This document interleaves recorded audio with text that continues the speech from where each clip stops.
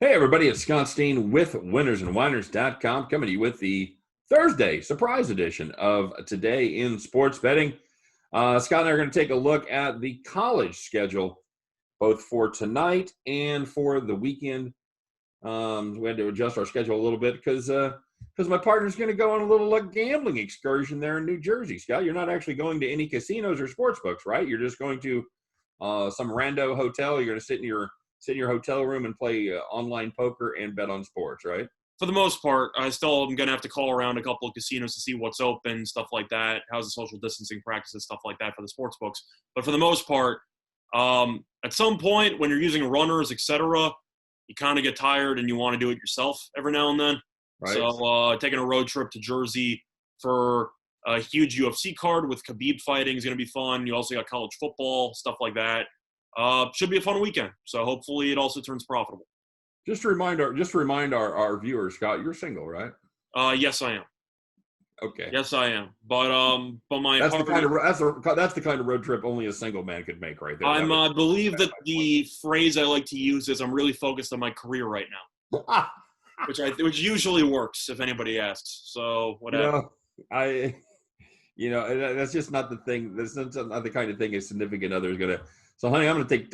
What are you thinking? 3 days? You gonna stay there through Sunday through the NFL as well? No, I'm actually gonna be leaving Sunday morning. Okay, so I'm gonna go away and I'm gonna take 2 days. I'm not gonna take you with me. I'm just going with a friend of mine, and we're just gonna go sit in a hotel room and not be with you. Is that okay? Well, sure. And so yeah, and believe me, everybody, all partners, they'll be fine with that. Scott, don't sweat it. It'd be great. So. For some reason, I detect absolutely no sarcasm from you at all from that. All right. So let's talk a little bit about the Thursday night game. Then we'll get into our records where you are having a nice run and have pulled out to a little bit of a lead there. So we'll talk about that. But we got a little Sun Belt Fun Belt action for us tonight, Scott, as Arkansas State, as the two ASUs, not that ASU, the other two ASUs, square off against each other up in. Do you know where they are? Appalachian State is where, Scott? I feel like I should know this. You should. There's no way it's West Virginia because they wouldn't have the same name for Mountaineers. That's just ridiculous. Correct. It is West Virginia? It is not, no. Okay, cool. Because I was going to say, that wouldn't make much sense. I truly have no idea. I used to know this and I forgot. Is it in one of the Carolinas? Yes, it's one of the Carolinas. It is in Boone, North Carolina, Scott, up there near the North Carolina-Tennessee border, up in the mountainous region of North Carolina by Grand. I knew one of the Carolinas sounded right. Truth is, I would have guessed South Carolina. So turns out I was right when I decided to not guess which one. Pretty good clue there, Scott. Not a lot of mountains in South Carolina. It's called the Low Country. So, yeah. Which is ironic because it's not even a country. So, yes. Cool. Neither low nor country. Discuss. App State, Scott, now a 2-touchdown favorite. They had been 13 pretty much for the entire duration here. And then we wake up this morning and find out that the Appalachian State Mountaineers are a 14-point favorite. And the total's kind of exploded. Total has gone up as well. It now sits at 69.5. Could have got some 67.5 yesterday, maybe even certainly some 68. So it has gone. It's going through the roof. I think everybody's kind of woke up. I guess nobody looks at these early because there's not a lot of line movement until the day of the game. So everyone's looking at Arkansas State's defense and going over under 6.5 punts. Yeah, they're that defense, Scott, and I love this Red Wolves team. They are a lot of fun to watch. If you can't stop anybody. They're going to be the antithesis of the NFL game. This is going to be pretty much all offense, not much defense. The Red Wolves defense, they're just not good. They are especially not good against the run, giving up about 202 yards per game on the ground, and that's what Appalachian likes to do. So. Yeah, that's the problem is they like to run. Now, there's some questions about some of their receivers still being on the COVID list. They are going to be down a tight end. But the thing about this Appalachian State team is they don't run like most other teams. They run everything out of 4 or 5 wide. So they don't utilize their tight ends in any kind of interior blocking scheme at all. And they don't do a lot of running between the tackles. So it's a team that likes to hit those gaps, and you have to have good gap discipline, and you have to stick to your assignments. And that is something that is not the Red Wolves' forte. Definitely so, and I think you're putting them mildly. It is, yeah, it is just something that's you just, I don't know. It's I hate to go against the Red Wolves here, Scott, but because they've certainly been an exciting team to watch. They've made us a lot of money, but I think that in the end of the day, I think that the Appalachian State defense is going to make the difference here. And no, they're not fantastic. And Appalachian State, they've had their struggles. They lost just a horrible, boring game to Marshall, 17-7. I think Marshall's really good, though. Marshall is a very good team there, and that was a game where App State was actually favored. That was a home game. We both talked about that game. We both liked Marshall in that one. Mm-hmm. Absolutely. Yeah, I thought that was a good spot for Marshall, and they ended up winning it outright. So the last time they played was September 26th against my favorite team, the Campbell Camels, and they did take care of business against them. However, they haven't played since then. They had a little COVID outbreak, and they had a big COVID outbreak there on the football team, and they have had to tuck it away until now. So, Scott, you can look at that break two ways. Either it's something that gets you out of your rhythm and you're not able to get the practices in and you get rusty, or it's a good break, time to refocus, and you come out fully charged and ready to go. How do you read this one? I'm going to read it as the latter because they're against basically an FCS-level defense. I think if they were playing a real opponent who has showcased defensive talent or the ability to slow down the opposing running game, then you can make an argument that Appalachian might have some early struggles. But if Appalachian wants to run the ball and the team they're against cannot stop the run, I don't think it should take that long to transition back into football stuff. You have to worry about pre-snap penalties, stuff like that, but I don't think it matters. Arkansas State, you can probably walk in and just score 40. It really kind of feels that way. My main lean for this game, I'm going to look at Appalachian's team total. I'm going to go with the over 41.5. It's very high. I don't care. This team should score at least 6 touchdowns. Yeah, they're gonna put up some points. I've got it at 41, so they're. I'll take the 41 instead if I can get that. Yeah, I'm not sure that's much of a difference, but yeah. No, but you can always. It's always good to have a potential push draw and a missed extra point on a college kicker. Absolutely. What's the juice on that at 41? Minus 115. Sure, I'll take that. Yeah, it's basically a pick on Bet Online. So, which I also think works out because Appalachian's defense has not been great, and Arkansas State does have the ability to put up a lot of points. So. Oh, they're going to get theirs. They're with the dual-headed monster. They've got 2 receivers. They're in the top 7 of. Adams is very good. Yeah, he was the NCAA Player of the Week last week. The receiver. Very good. But looking at the actual game itself, spread-wise, am I really interested in laying 14 with a team that hasn't played in a couple weeks against a team that can usually score 40 or score 30-something? Not really. But for that reason, I'll ignore the actual matchup and I'll only focus on Appalachian's offense versus Arkansas State's defense, and I'll go with the over 41. That's solid. I can't disagree with that, Scott. I'm okay with playing Appalachian State minus the 14. I think that I'm okay with that too, but I think that there's a better chance of winning the 41 than winning the 14, in my opinion. Yeah, because you're taking Appalachian State and you're taking the Red Wolves offense out of the equation. Yeah. And there's a good chance that the Red Wolves offense, if they score, they're going to score fast. Yep. And that's more possession, stuff like that. Pull the ball right back in Appalachian State's hands, right? So yeah, I'm with you going the over 41. Like I said, I think this Appalachian State run game, I think they eventually wear them down. I don't think the Red Wolves get quite enough possessions to keep it close. I also think you might see a couple of big play touchdowns. If your book offers a longest touchdown prop or something like that, oh yeah, I'd consider taking the over because all it takes is one receiver to break coverage or one running back to find a seam, and it's going to be 75 to the crib. Yep, absolutely.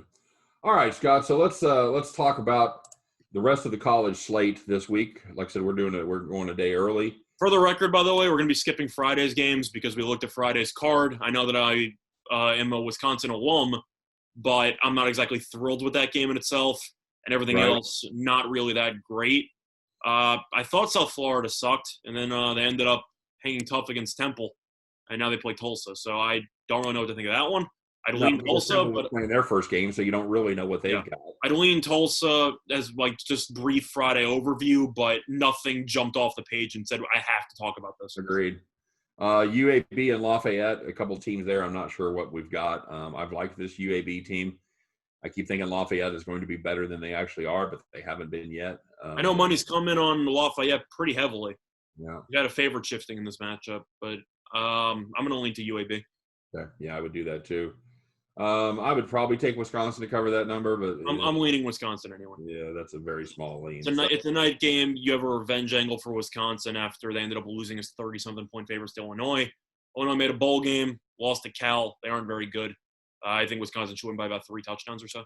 All right. So just to recap last week, I'm the model of consistency over here. You're 2-1 again. I took a horrible beat in the West Virginia KU game as West Virginia returned a touchdown with 90 seconds left. Kansas returned the touchdown. Kansas to cover the number. And the guy, it's actually funny because the guy who returned it for a touchdown opted out of the rest of the season. He's done. That's it. I'm out. He decided I'm going to walk through into the end zone, through the tunnel, potentially into the draft. He Forrest Gumped the shit out of that. He just kept running. That is Puka Williams. He finally got a chance to showcase what he can do as a return man, which is where he's going to be playing in the NFL if he plays at all. Mm. And I figured, that's it. I play for KU. How's it going to get any better than that? So Puka Williams is done for this Kansas team. Anyway, so I had Kansas. I had West Virginia there. That was a loss. I did have Georgia Southern take care of business against UMass. That's like the easiest money you're ever going to make, just fading UMass. And in the late game, we had Georgia and the points against Alabama. And if you'll recall, that did not work out too well at all. Georgia was played well early, and then Alabama just simply leaned on them and took care of business. You, on the other hand, you had the Temple game. That was the loser. And then you had Navy -2.5. No sweat cover there. And you had Liberty -3. So, well, it was a sweat cover, but Navy was up double digits going into basically the fourth quarter. So it wasn't like – or it was 7 and they were on the 1-yard line. They were about to go up 2 touchdowns, and it was just a matter of – or 10 points. It was a matter of can the team actually hold on and not be stupid.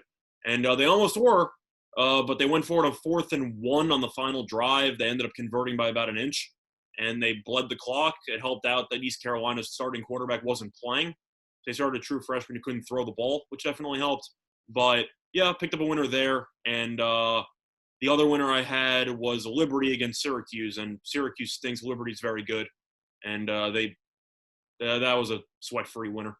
All right, very good. So that takes us on the year to yours truly is 8-9-1, while you are just cooking along there at 11-7. You're 2-1 weekly. And it feels like 5 weeks in a row, 4 weeks in a row. Well, yeah, because you went 1-2 the first week, and then have gone 2-1 5 weeks in a row. So so it's profitable, but I want that sweep one day. Math checks out on that. Well, maybe this will be the weekend for you, Scott. Losers walk as usual. So I'm going to start off with my first play, and that is going to be from the Big Ten, as I'm taking a look at the Ohio State Buckeyes -26 over the University of Nebraska. Scott, this is a Nebraska team that was probably the biggest whiners in the country about not being able to play football. But they're not the biggest winners and whiners in the country. No, they're not. They're going to. See what I did there? Yeah. They're going about the over/under on when they start wondering about why they wanted to play this season. I think is going to be about midway through the second quarter. I was going to say the 10-minute mark of the first quarter when they're probably down 14-0. Yeah.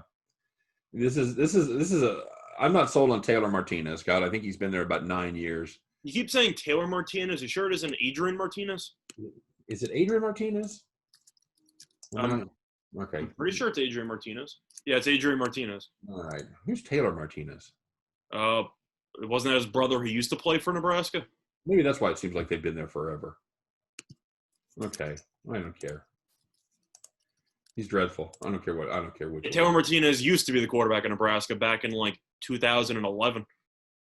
So it's basically been a Martinez for like 10 years. Basically, you've had a couple of breaks in between, but Taylor was the one who used to always run around all over the place in the pocket. He was undrafted 2014, but yeah, that's his brother. So it isn't Martinez, but it's Adrian. Okay, I don't care. I don't care. I think Ohio State, whoever, I don't care what Martinez they throw out there. They can throw out Buck Martinez. It's not going to matter to me. I like Ohio State here minus the 26. Too much team on one side, not enough team on the other side. Give me Ohio State. Yeah, I can't argue with that, especially since Nebraska plays with pace. You should get more possessions. I'd lean to the over with that as well. I'm not sure if your book allows you to parlay spreads and totals. I would lean to Ohio State in the over because Ohio State should probably drop, 56. Depends on how long the starters play, but yeah, I think I don't know if it matters because Ohio State with even Urban or Day, ever since they made the transition, they'll drop 40 in the first half. They don't really care. I agree. Ohio State big right here. What's your first pick? So my first pick, I'm going to be going with another decent-sized chalk play here. It's most available at 21 market wide, but I did find it on FanDuel at minus 118. It's going to be on Bama, Roll Tide, minus 20.5 here against Tennessee. Alabama's offense, needless to say, is just clicking on all cylinders. Mac Jones is very solid. The receivers are nuts. You saw what they did against Georgia, and the defense actually looked pretty good last week. And the issue I have with Tennessee, even though this game is in Tennessee, is the fact that Tennessee is suffering an embarrassing loss against Kentucky. First time they lost in Knoxville against Kentucky since, I think, 1983. But it's mostly a fading of their starting quarterback, who I think is atrocious, in Jarrett Guarantano. And Guarantano, 2 pick sixes last week, not very good. Bama, I think you'll agree, Tennessee defense, despite being good, should give up probably around 40 to 50 in this spot. Wouldn't surprise me a lot. And I don't think Tennessee is going to score that much because their quarterback isn't very good, and he's a turnover machine. So for me, I'm going to go with Bama minus 20.5. When it comes to SEC opponents, except for usually Georgia and maybe a bit of Auburn and a bit of LSU, feels like Alabama beats every other team by about 30 every time they play. So I'm going to go with Bama. I think they'll win this game by 3 touchdowns or more. They even don't call off the dogs in the SEC either. Correct. And I think that even if they do, I got a strange feeling that Alabama's backups might still be able to hold their own. But for me, it's just a fading of Tennessee's offense with their quarterback. In order to be competitive, they're going to need to score at least 28 points in this game or so. I don't think they're going to get to 24 with this quarterback. So I think Bama should win 52-20. I think the only 10 I see in this game is going to be how many points the Volunteers put up. I think it's. I don't think Alabama's defense is that good. It's just a matter of I don't think Tennessee's offense is that good, and I think Alabama's just going to run a bunch of go patterns, and nobody can keep up with these receivers. Well, I mean that's the thing. Do you think the Tennessee offense is better than Georgia's offense? No, but I think the Tennessee's defense is underrated, but Georgia's defense is clearly better. So for that reason, I think Bama is going to come out and smack them. Yeah, it's a team that beat Georgia by 17. So I think covering an extra 4 points against Tennessee shouldn't be a huge deal. So. I think 52-20 sounds about right. I think you're giving Tennessee too much credit, but that's fair. See. All right, my next one, I'm going to play the other side, Scott. I'm going to take a look at the Tulane Green Wave against UCF. I got Tulane plus the 20 points. This is a team that just inexplicably hangs around, Scott. They got the alligator skin. They don't necessarily win, although they have had some nice victories here. But this is a Tulane team that likes to run the ball. They kill the clock. They were able to keep up with SMU last week as they ended up losing that one by 3. And I think we've got a situation here where they're playing someone. I think this UCF team has done nothing but disappoint so far this season. I think they've been underwhelming. They've lost 2 games in a row. Especially after that choked up against Memphis last week. Oh, yeah, that was dreadful. That was just absolutely dreadful. I mean, you could look at the angle where they got the bad taste in their mouth and they want to get out there and blah, blah, blah. No, because they lost to Tulsa also. This team's not very good. That's the thing, right? If you were looking at that angle, then they would have come out strong last week, and they didn't. For whatever reason, this team just isn't clicking this year. I think that's too many points. Give me the Tulane Green Wave plus 20. I think the one issue you might run into is the fact that Tulane's pass defense is one of the worst pass defenses I've seen all year long, which is kind of where UCF with Gabriel, that's their strength. So I think you have to worry about Tulane scoring enough points with their true freshman quarterback to keep it competitive, and they probably should. But I think there is a chance that UCF just goes off based on how awful Tulane's pass defense is. How did SMU do with their pass offense last week, Scott? SMU against Tulane, they had 450 passing yards or so. How many they win by? 3. There you go. I'm just saying. There you go. So, yeah, I'm not saying I don't like the play. I'm just saying that has the chance to potentially go bad if Tulane's pass defense doesn't show any slight signs of improvement, because that pass defense is awful. Yeah, it is, but I don't think this is a. I don't think UCF's good enough to be laying 20. I don't think they can stop the run, and that's the thing. They couldn't stop the run against Memphis.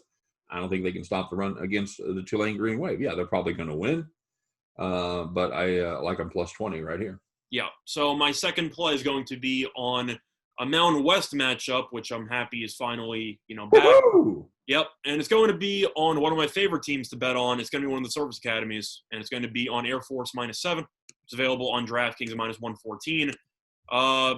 It's pretty tough for a team who hasn't played all year long to play against a team that's already played a game. I don't think that's a good spot for San Jose State, especially since Air Force played one game, had a bye, and now had an extra week of preparation for San Jose State. A lot of turnover for San Jose State, who was surprisingly, I don't want to say decent because that makes it sound like they were actually an okay football team. They were watchable, which is a step in the right direction for them. However, if you want to look at everything that they've had last season, their original quarterback, Josh Love, is no longer there. He was arguably the best quarterback they've ever had. He's gone, so you have to wonder how much production from an offense they're going to be losing from that team. Plus, looking at the rest of the team, they lose their starting running back from last year, leading rusher, 13 career touchdowns in Dejon Parker. He's not there anymore. I think that San Jose State's going to have some problems stopping the triple option.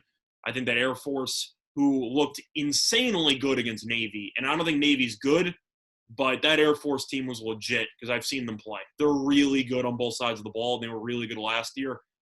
I think Air Force is going to smack this team. I think they'll win by double digits. Do I care about home and road, whatever? No. Air Force should run for 300-plus yards with the option. I think Air Force wins this game by probably around 14, if not more. I think this game gets ugly.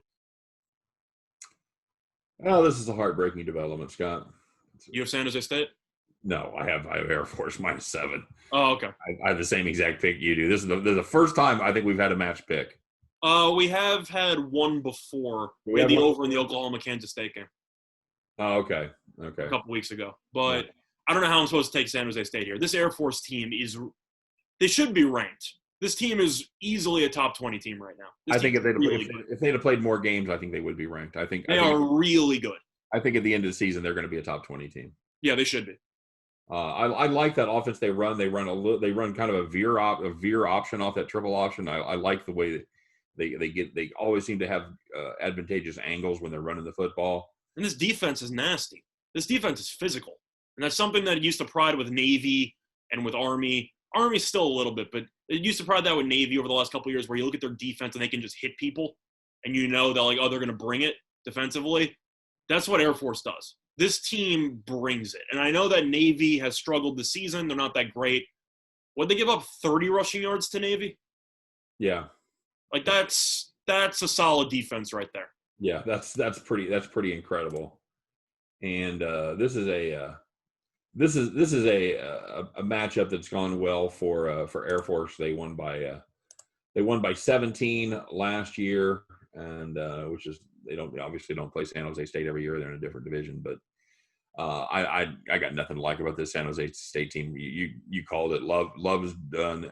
I think Nick Nash is actually decent as another option, but I think Love is clearly the best quarterback they've ever had. Nash is a sophomore, barely played last year. He's okay, but this ain't it. I think Air Force is going to smack them, win by double digits. All right, good. All right, so give me that's my third pick. Give me your third. It's going to be on a AAC team. You kind of talked about it based on what happened last week with Tulane and SMU. I'm fading SMU. I'm going to be going with Cincinnati plus 2.5, which is available on Fox Bet at -105. I know SMU ended up winning last week. Congratulations. I still don't think this team is very good. I think that this team is good enough through the air, but they lost their star running back, their best receiver. And I know that they were able to move it through the air against Tulane. Tulane isn't good. And I know that you're taking them plus the points against UCF. I think we can both agree Tulane is not exactly a good team in the AAC. They're average at best. Yeah, they've definitely taken a step backwards with Justin McMillan graduating. No question about that. Correct. So SMU, yes, they won the game. Did they look good against Tulane in the process? Hell no. They couldn't stop the run game to save their lives. No, and that wasn't a late backdoor cover. That's a game where they struggled the entire way through to pull away and never got. And they were even losing at some points in that game. Yes. So I don't think that SMU is that good. I think losing Robertson is huge. Yeah, and I underestimated the impact of losing him last week. Gray is really good as a receiver for SMU, but they need another guy across. But they couldn't stretch the field. They couldn't throw deep. They threw had a couple big plays. They were all dump off passes that Gray broke. Correct. Roberson was the stretcher, and he's not there anymore. The ground game is okay with Ulysses. I think he's okay as a running back. But Cincinnati hasn't played in about 3 weeks. I know that that's concerning. They didn't really have much of a COVID outbreak. It was more of a preemptive, strike to prevent a COVID outbreak. So they decided to play it safe. I think Riddler is a pretty solid quarterback. The defense with Fickle as the head coach, is going to be physical and they're going to be good. Cincinnati's dominated the series in recent years, and SMU has actually faced off against 4 top 10 teams in Dallas in I think the last 10 years, and they're 0-4. I think that it makes sense if SMU is going to go from pick'em to -2.5 because of the recency bias and the fact that Cincinnati hasn't played in a while. I don't really care. I don't think SMU's that good. So for me, I'm going to take the 2.5 with Cincinnati. I think they're going to win the game outright, but for the sake of the spreads, I'll take it to 2.5 at -105 on Fox Bet. Well, and that brings us to something that I like to preach, and that is if the spread is 3 or less, Scott, don't ever play the spread. Don't ever. Correct, but this is a spread show, so I was required to take the spread. Okay. But I'm going to personally bet on the money line, but I think that 2.5. Do you think the wrong team's favored here? I know that it's a long way off, but I don't know how SMU, with all the injuries, is better than Cincinnati right now. No, I think the line's pretty close to right. But if I had to bet this game, I can't back this SMU team. They still haven't shown me that they're able to overcome those injuries. I think the Cincinnati Bearcats at +115 on the money line is probably the way to go there. Yeah, so I'm going with Cincinnati. I think that this team's better coached. I think that they have the better quarterback. Michelle's fine. Makes a couple of dumb mistakes, and his stats are obviously padded from the 5-wide no-huddle system. I think Riddler's pretty good, though. So, yeah, I'm going to go with Cincinnati on that one. All right, very good. So just to recap, my picks of Ohio State -26, Tulane +20, Air Force -7. Scott, recap of yours? My 3 are going to be Alabama -20.5 at -118 on FanDuel, Air Force -7 at -114 on DraftKings, and Cincinnati +2.5 at -105 on Fox Bet. There you go. All right, guys. So that's a college show for this week.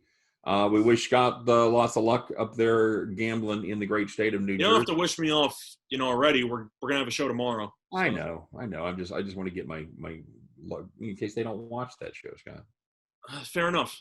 We got people just watch the college show. You know. Well, we have a ton more viewers on the college show. I'll tell you that much. That's right. So that's it. We hope you guys had a little fun, learned a little something, maybe got a little idea or two about a game or two to take. And we still wish Scott the best of luck in New Jersey, even if I will talk to him again tomorrow. And of course, for deep dives into all of these games, as well as every other college game going on, it is the #1 resource for handicappers anywhere on the internet. It is winnersandwhiners.com. I especially like it for college football, Scott, because a lot of these teams, you may not know a lot about them. And these guys, they live, eat, and breathe college football. So definitely, if you're looking at some of these games down the card, check out winnersandwhiners.com to get some ideas and some information on each and every one of these teams. All right. So for myself, for Scott Reichel, for all of us over here at winnersandwhiners.com, appreciate you watching the show today. Hope every one of those tickets in your pocket turns into cash money. And we'll see you tomorrow on Today in Sports Betting. Take care, everybody.